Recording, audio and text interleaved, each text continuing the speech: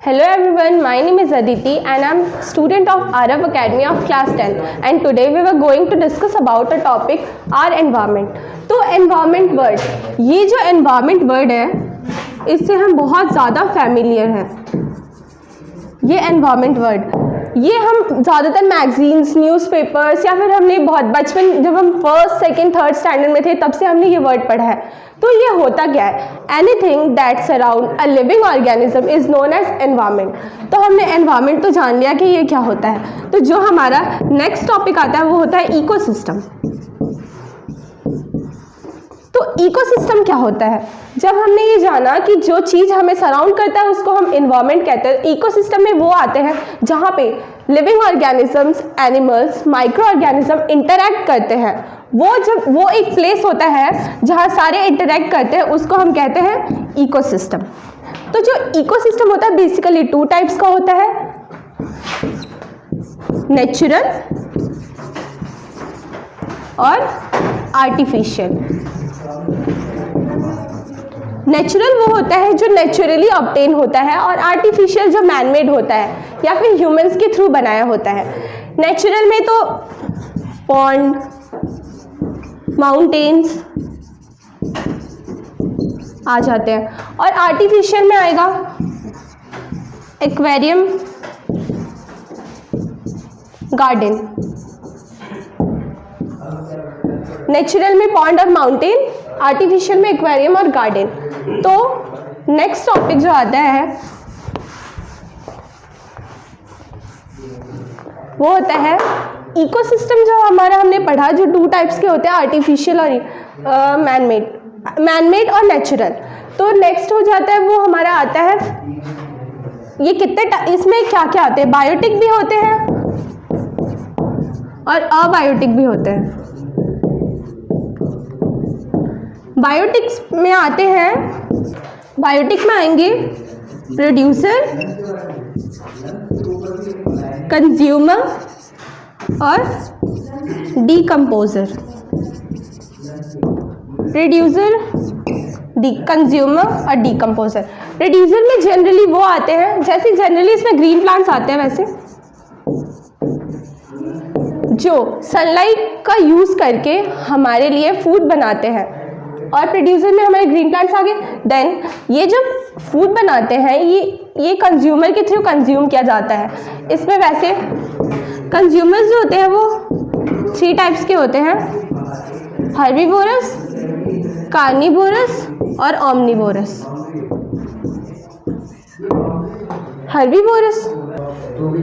Herbivorous में वो animals आते हैं जो प्लांट्स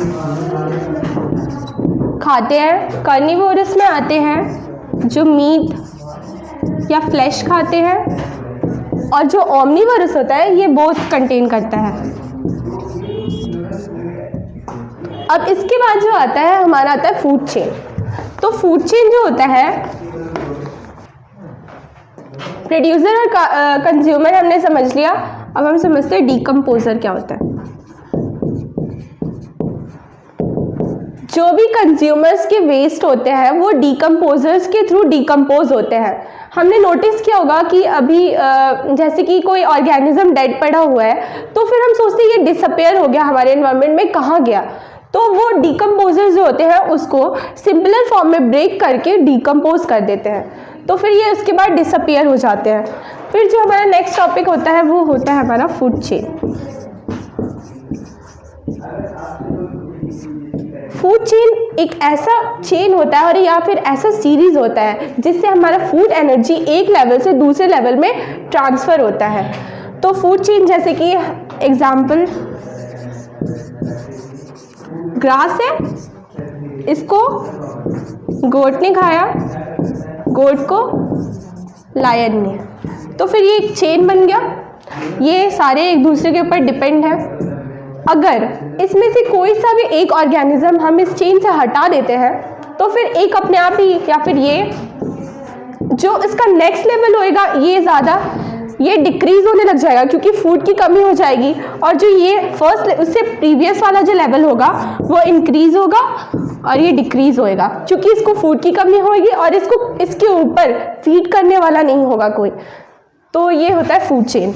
उसके बाद जो हमारा नेक्स्ट टॉपिक आता है वो होता है फूड वेब। जब वेरियस फूड चेन एक मतलब सिंपल जो एक चेन होता है वो तो वैसे फूड चेन कहलाता है, लेकिन बहुत सारे जब फूड चेन मिल जाते हैं तो वो फूड वेब कहलाते हैं। फूड वेब में एक ऑर्गेनिज्म के ऊपर फीड करने वाले 2 होते हैं और फिर उनको भी कोई फीड कर लेता है, तो फिर वो सब मिलके एक फूड वेब बनाते हैं। जब वेरियस फूड चेन मिलते हैं तो एक फूड वेब बनता है। फिर आता है हमारा बायोलॉजिकल मैग्निफिकेशन। बायोलॉजिकल मैग्निफिकेशन क्या होता है? जब हम फूड वेब में जब कोई ऑर्गेनिज्म एक दूसरे से फीड कर रहा है, मतलब डिपेंड रह रहा है एक दूसरे के ऊपर, तो जो हार्मफुल चीज़ होगी वो भी तो ट्रांसफ़र होएगी ना उसमें से। तो वो जो ट्रांसफ़र होता है हार्मफुल सब्सटेंस का,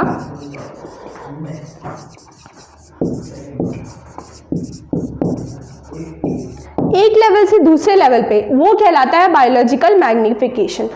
और ये वैसे होता कैसे है? जब प्लांट ग्रो करते हैं तो उसके अंदर बहुत सारे पेस्टिसाइड्स वगैरह, केमिकल वगैरह यूज़ होता है। तो जब पेस्टिसाइड्स, केमिकल हम क्रॉप में डालेंगे ताकि इसकी सॉइल की फर्टिलिटी बढ़े, तो अगर हमने सॉइल में डाला तो वो क्रॉप भी ले लेगा।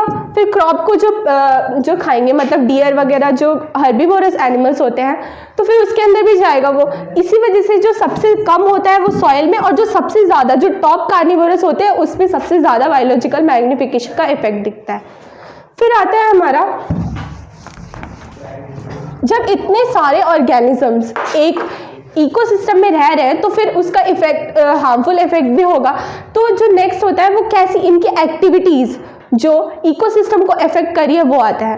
तो आज अभी का जो सबसे कंसर्न टॉपिक है वो है ओजोन। और ओजोन जो होता है ये डिप्लीट होते जा रहा है टाइम टू टाइम। जो ओजोन होता है, एक लेयर होता है ओजोन लेयर, जो आउटर अर्थ के सराउंडिंग में होता है, जो एक प्रोटेक्टिव शील्ड की तरह वर्क करता है, ताकि हम यूवी अल्ट्रावायलेट रेज जो होती है, अल्ट्रावायलेट रेडिएशन, जो यूवी रेडिएशंस होती है ये बहुत हार्मफुल होती है। इससे अगर यूवी रेडिएशन डायरेक्टली हमारे अर्थ पे फ्लो करेगा तो फिर बहुत सारी बीमारी हो सकती है, इससे जैसे स्किन कैंसर्स, हमारी ग्रीनरी को इफेक्ट करेगा सबसे बड़ा। तो जो अल्ट्रावायलेट रेज होती है इसके अंदर हमारी पूरी बैलेंस ख़राब हो जाएगी, हमारी ग्रीनरी नहीं हो पाएगी, तो फिर हमें ऑक्सीजन वगैरह नहीं मिल पाएगा, जिससे बहुत ऑर्गेनिजम्स अनबैलेंस हो जाएंगे इससे पूरा। फिर जब इसके बाद आता है कि हम जो गार्बेज, जो ऑर्गेनिजम्स के थ्रू गार्बेज प्रोड्यूस होते हैं उसको कैसे हम डिकम्पोज करें, मतलब जिससे वो हमारे सराउंडिंग में ना रह पाए और उससे बीमारियां ना हो। तो अगर हम दो टाइप के होते हैं, एक तो बायोडिग्रेडेबल होते हैं, एक बायोडिग्रेडेबल होते हैं,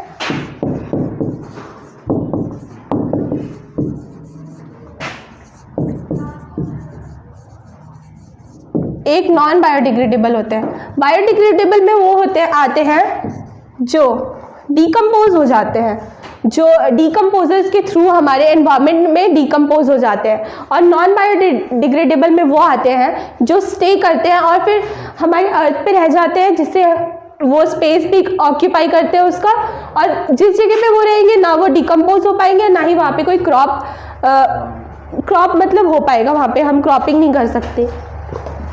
जो बायोडिग्रेडेबल वेस्ट होता है उसको हम कंपोस्ट जो होता है,